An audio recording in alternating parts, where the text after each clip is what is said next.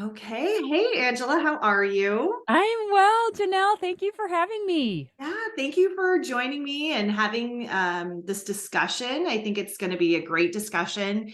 You and I have talked before, and just I was blown away by the great advice you had to share. So I can't wait to get to it and Well, dive in a thank little you. bit. Yes, me too. Yeah. So I thought it would be great to start off by sharing just a little bit about yourself and your business, where you're based at, all of that good information if you want to share that. Absolutely. So, yes, I'm Angela O'Brien. I live in Dallas, Texas with my husband and my two dogs, and I have two almost adult children. My son is 21, he's in college across the country, and then my daughter is 19. She lives with us. She has Down syndrome, and she attends a school here for kids with intellectual disabilities, and she can attend that till she's 22. So we are not an empty nester yet by any means, but um and so I was a stay-at-home mom, and a few years ago I figured out that I wanted to do professional organizing, and so I started doing that a couple years ago. And I also am a certified Enneagram coach, and I just recently started really working a lot with clients who have kids with special needs. And I had a presentation that just kind of opened my eyes to how much this population needs our support and needs the help of a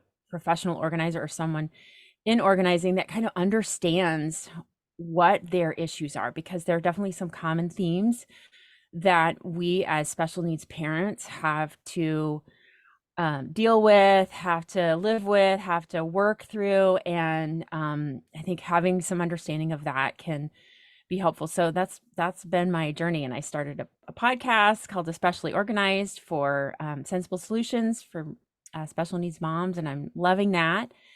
And I just really want to help serve this population and share like my nerdy love of organizing. I think we all have a little bit of that nerdy love of organizing, right? Yes, it's Yeah. it's it's bad in me. I like binge, everything organizing all the time. So I just love Yeah. it. Yeah. That's fantastic. And I love that the podcast is out. You just recently started that I did. last month, right? Last month, yes, yes. The third episode came out this week, and yeah, it's going great. I'm just loving it, and I'm getting ready to have some really good guests on. It's just been me the first few times, and now I'm getting some guests on, and so that's going to be great. And I'm trying to bring in other special needs moms because I want it to be a community. I want these moms like me to feel like they're not alone, and that they're not alone in what they struggle with, and how can we share our expertise. And just as a mom, as a parent, like the things that we've Right. tried, the things that we found didn't work, the things that we found that did work. And so yeah, so that's my goal. I love it. I think it's fantastic. And I can't wait to dive into some of the questions that we are going to cover today. I really kind of thought and this wasn't on the list, so I hope this doesn't, take you too off guard. But I thought maybe it would be a good idea just to kind of have a starting point and talk a little bit about either your niche of working with special needs, moms and kids, and kind of defining like what that means to you or what kind of specialties you kind of work with. Sure, yeah. So this has evolved over time, I'll be honest. When I first started organizing, I would take any client, right? And the very first client that I had, we ended up working through her almost her entire home, and she has multiple family members, husband and several of her ADHD. And so I started diving into how do I help these kids and parents with ADHD. So that was like my first intro into that. And then as I've evolved, I started talking to other parents of kids who have Down syndrome, because that's my experience, right? That's my Right. community. Yeah. And so I have a fair number of my clients have kids with Down syndrome. I have just a couple with autism. And when I think of who my base is and who I want to serve, I really want to help those that have intellectual disabilities like Down syndrome, or neurodiversity, or autism and neurodiversity, I would include as autism, ADHD, um, all of those under that umbrella of thinking differently than, say, the typical person. So, um, and I think of a lot of my clients actually are tending to, they have like elementary and older.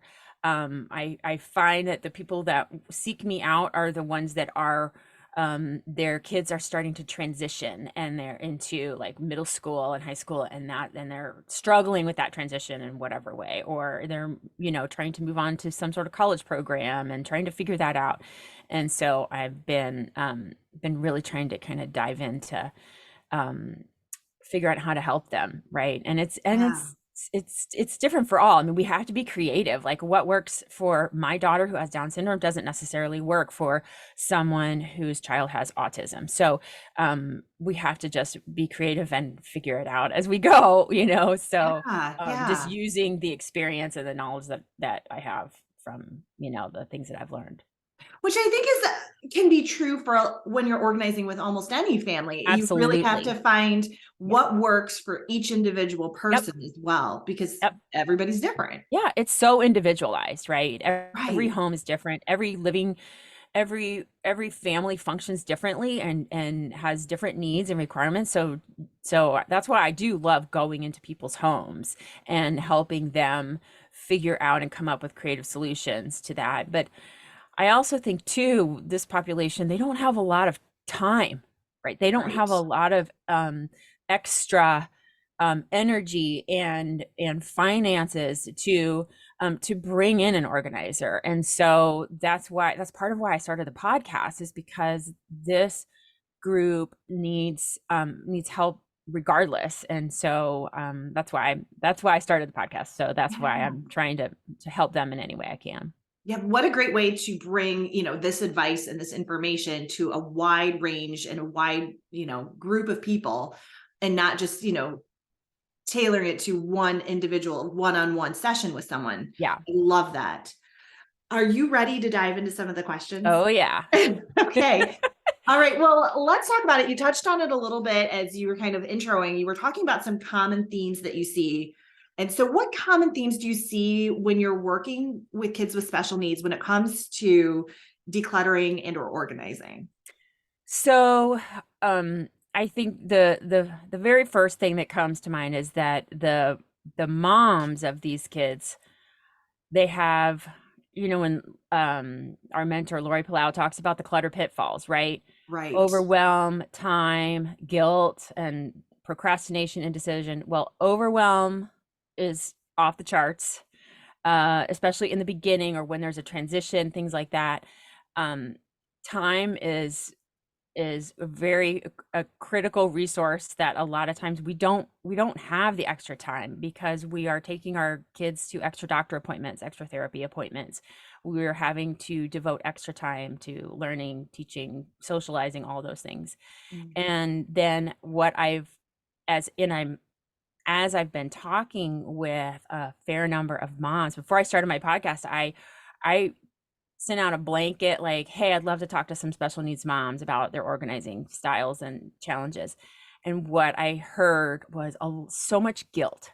Mm. Um, and I think that's just because, society makes us as moms feel guilty about things, but when our kids either aren't reaching those milestones or developing typically, we just naturally tend to take on some guilt for whatever it is, and it's not, we shouldn't have that guilt, but we do.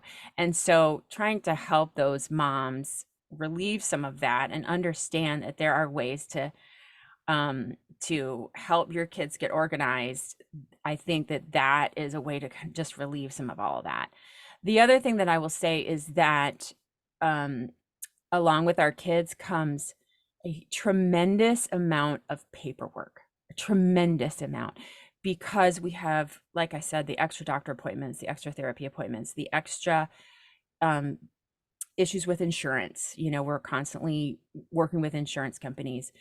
we have, when with our kids in school, we have what's called individualized education plans. So these IEPs, they're thick documents, and we have to we do those every year, and we have to hang on to those, and we have to keep those easy to retrieve, because we have to refer back to them if there's a problem in the school, and we got to meet with the teachers again, Yeah. and then right now, after they turn 18, I'm dealing with this right now, applying for government benefits. And sometimes you can apply younger. We haven't been able to do that because of uh, um, finances, but once they turn 18, they start getting more access to government resources. And I just had to present 2 4-inch binders of Wow. information to the Social Security Administration. That just Wow. gives you just a tiny example. Yeah. Um, and so just the paperwork, the extra equipment, I'll give you an example of that. And I don't even have a medically complex child, but when Casey was born, we thought she had failure to thrive. Like, she wasn't gaining weight. She was actually losing a ton of weight. And so the doctor sent me home with one of those scales that you use to weigh your newborn in the pediatrician's office, those big, heavy scales. Yeah. We Yeah. had one of those in our home for months because we had to weigh her before every feeding and after every feeding. We had to weigh her multiple times a day. We had to keep copious notes about that to make sure that she was growing and gaining some weight. So that's just one tiny example. And we don't even have a medically complex child. Right. But Right. so the equipment that we have to have, the extra things that we have to help our kids move and develop their fine motor skills, develop their physical motor, their gross motor skills, it Mhm. just can take up a lot of space, right? So Right. so those are some of the things that we as special needs parents have to deal with when it comes to organizing. We just have extra of a lot of those things. Yeah. Yeah. That sounds like, and that's such a great way, I think, for you to connect, because I know you do a lot of work with new parents too. Mm-hmm. Mm-hmm. And to be able to provide that information saying, this is kind of what you can expect moving forward. There will be a lot of paperwork. There will be extra things that you need to make space for. So Yeah. being able to share that, I think, is probably really helpful to let people know what to anticipate. Yeah. Yeah, because we didn't know. I mean, we got some information when she was born. She was born in 2003. So things have changed a lot. Like, we had, Just a bit.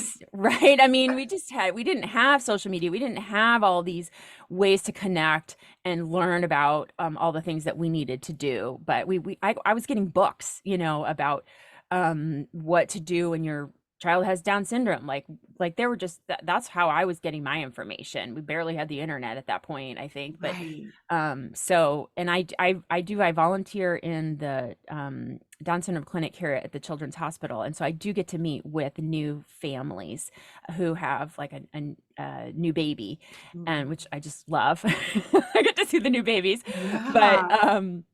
but it is one of the things that I tell them, like, you have to like start separating out your files so that they are not, try to keep as good a notes as you can. Get a spiral bound notebook and take it Mhm. with you to the doctor's office and write down your questions, because you're not going to remember. And then take notes of therapy and what your child is doing at what time, because all of that will help. Later on, you'll want to refer back to some of that later on. Um, I was just talking with another mom so with Down syndrome, to get the diagnosis, you have to do what's called a karyotype, and it's a blood test. And they literally it'll show you how, like you and I, we have 46 chromosomes. Well, Mhm. people with Down syndrome, they have 47. They have a triplicate copy of that 21st pair of chromosomes. And so that's how they diagnose it. They do a blood test and they check out the chromosomes and they look, and you can literally get a picture of what the chromosomes look like. And that's called a karyotype. And you get that when you're first born, when they're first diagnosed. And you have to hang on to that for the rest of your life, basically. Oh my Like, I had to gosh. present that to the Social Security Administration so that she could be, so that they could identify that she is deemed disabled. So Right, right. those are things that you really do need to hang on to in a file cabinet that's kept in a safe. So, Right. It's just like having like a driver's license, a passport, like something exactly. that will stay Yes. with Yeah. you Yeah. Really long important. term. Oh my Yes. Yeah. goodness. Yeah. Okay, so I think that's a really great way to talk about, what to expect kind of maybe coming into the situation. Hmm. How about when it comes to parents who, their kids are maybe a little older, like anywhere like 5, Mhm. 6, 10 years old. Mhm. How about involving those kids when it comes to picking up their things? Or, I mean, is it even at a point where they can let go of things? What do you have to So say? it very much depends on their ability to understand, right? And I think one of the important things that I try to remember when I meet with any client who has a child with special needs is not to assume that I know their age, I know their diagnosis or whatever it is, not to assume that they can't understand or that they can do something or not do something. And so I try to learn as much as I can from the parent, Mm. because they're going to know best. But even the parent sometimes can't know, because you might have a 10-year-old that is not verbal, and so they can't necessarily express to their parent what they want to keep and what they want to let go of, right? Mhm. And so it's very individualized. You have to really do your best. And I think that sometimes we have to just tell the parent, like, you know your child best, you know what they play with and what they've moved on from, and it's okay. You can give them, like you call it, a toy vacation. You can remove some of that and maybe give it a month or two and see if they somehow request it in whatever form of communication that they use. And but I think we have to be a little bit more intuitive sometimes. If the child can express what they want, I think that it's always helpful to ask them. One of the ways that we can get them to understand the concept of organizing, I know that there are some books out there. There's this, um, I just ordered this the other day. This is called Robbie's Toys. I don't know if you can Oh, see look at that. that. Yes. And it's a children's book about organizing, Oh, understanding the concept. I And love it's, that. yeah, so I bought that because I just was like, oh, this would be a great way to introduce the concept of organizing. And it could be maybe for a typical toddler or a 5-year-old, but for maybe someone that's who has a child that's a little bit older, but maybe they're not quite, their receptive or expressive language is there. They might not understand the concept. This might help them. Oh, Um, and there's also there's what we call social stories. It's like there's other ways to communicate, right? You can explain to the child using these social stories, which are just basically little square pictures with a very simple drawing and a word, and spell out the different tasks involved in organizing. First, you have a toy bin, and it says, remove the toys. So you pull out all the toys.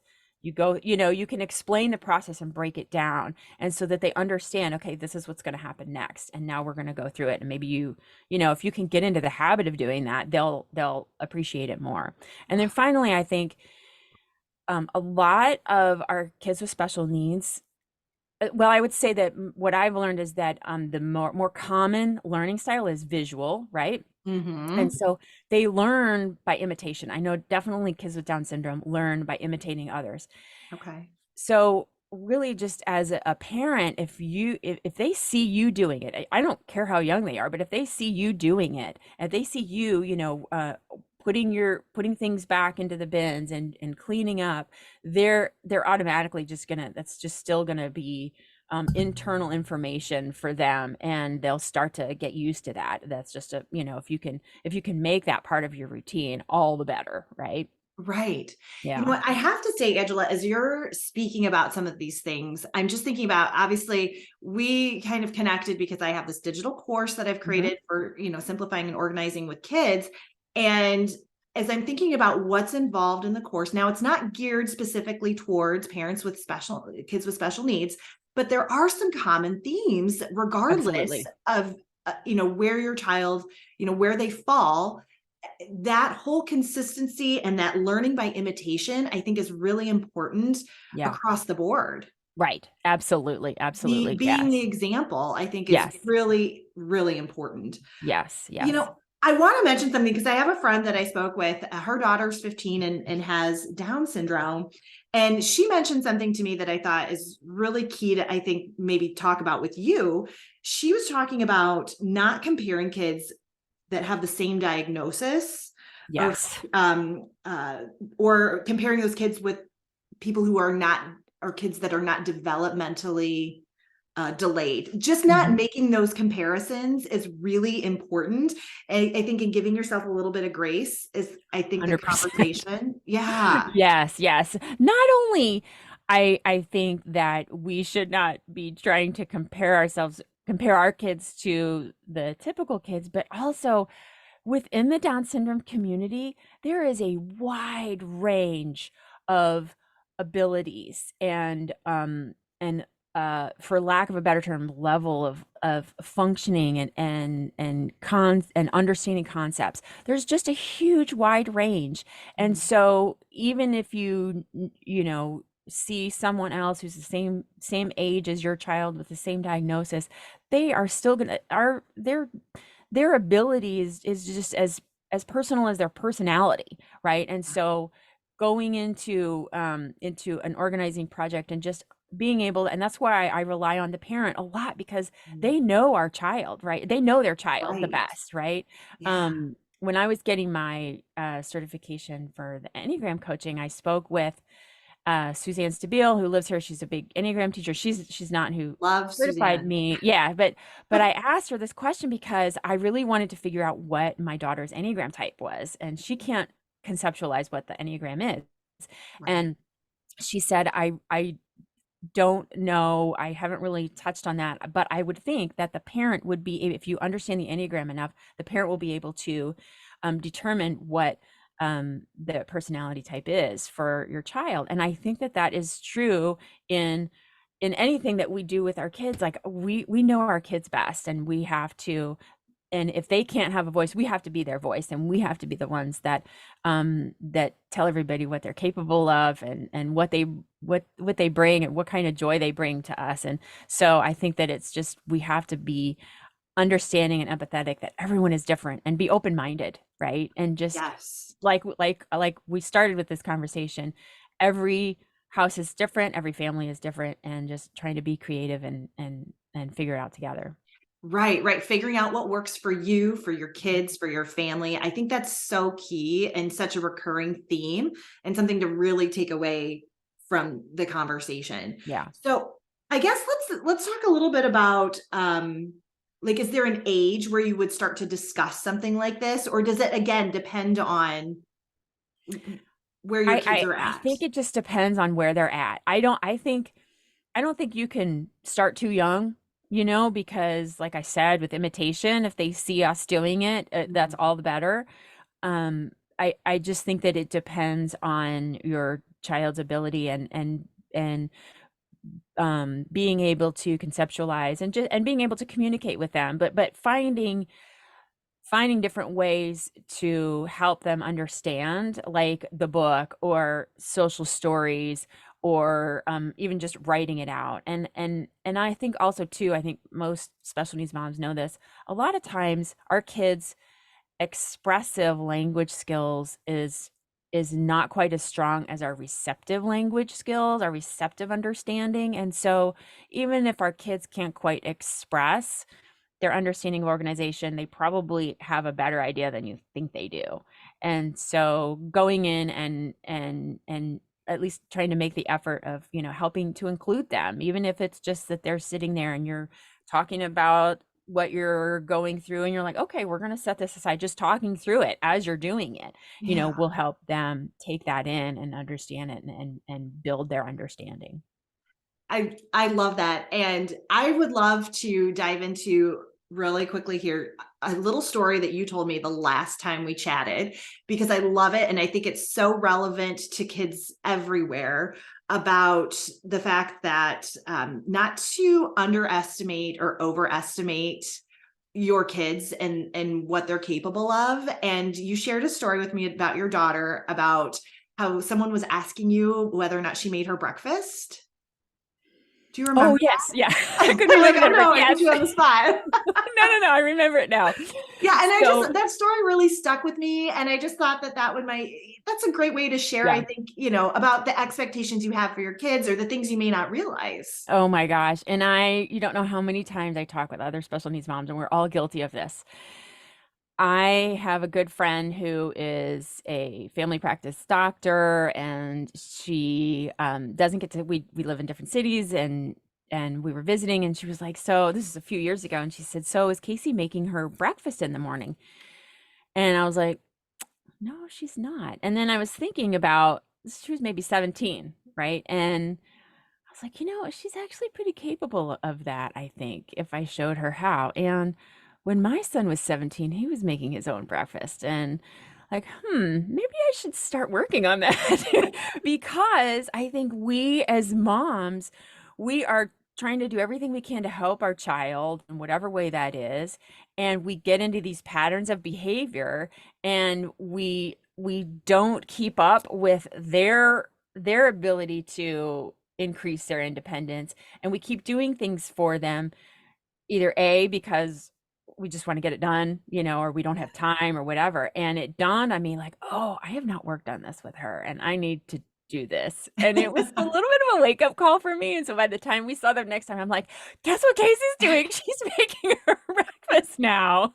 Yeah. But it was just this light bulb that I'm just going through my day, and you can tend to forget that, oh yeah, this is actually something that she could do. And so I mean that can apply to anything, but Right, I right. talk to so many moms and we're always like, they do so much better when, at least my daughter does. She does so much better at camp. She's so much more independent because I'm not there to do things for her.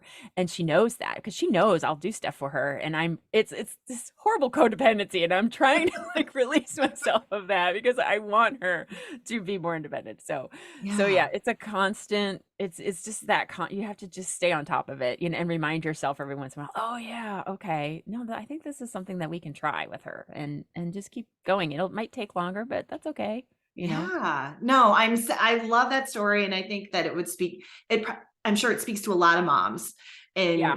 in that situation. So, thank you for sharing it again. Yeah. Yeah.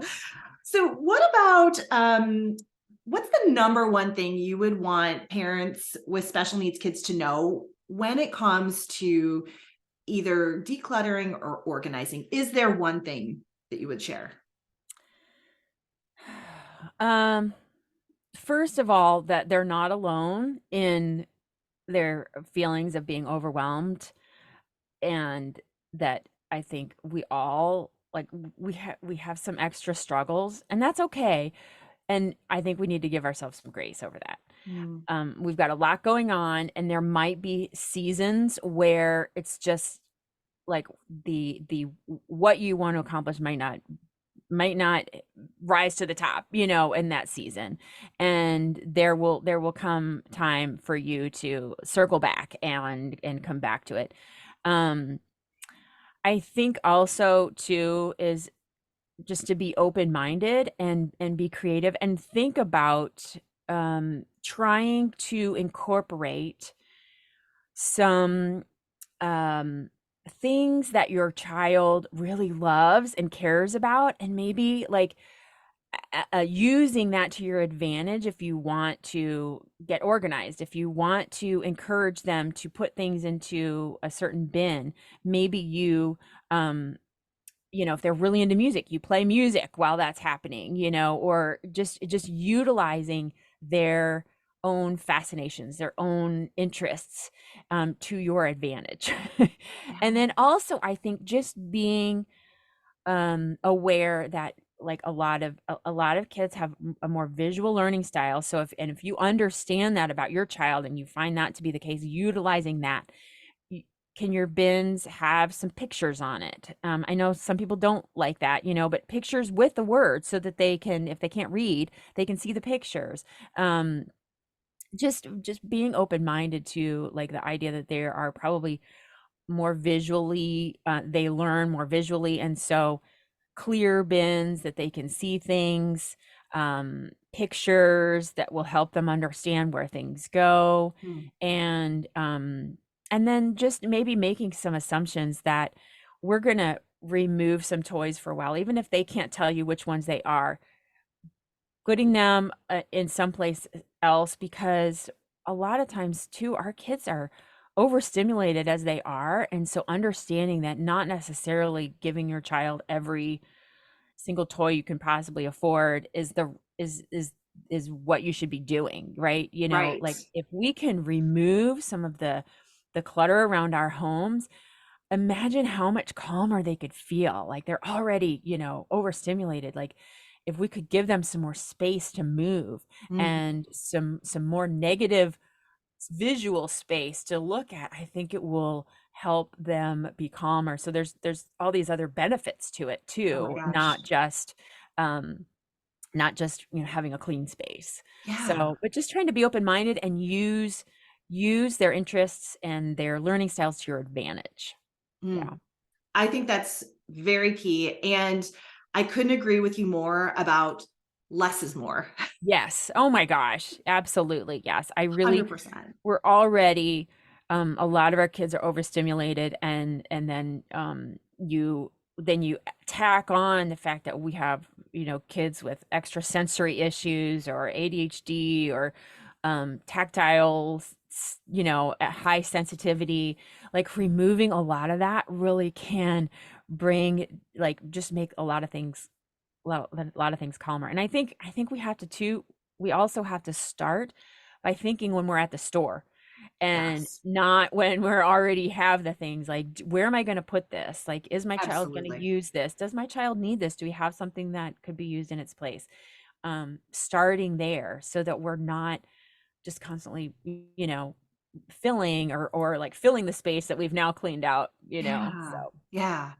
Well, Angela, I so appreciate having this conversation with you. It's been really eye-opening for me, and you have so much great information to share.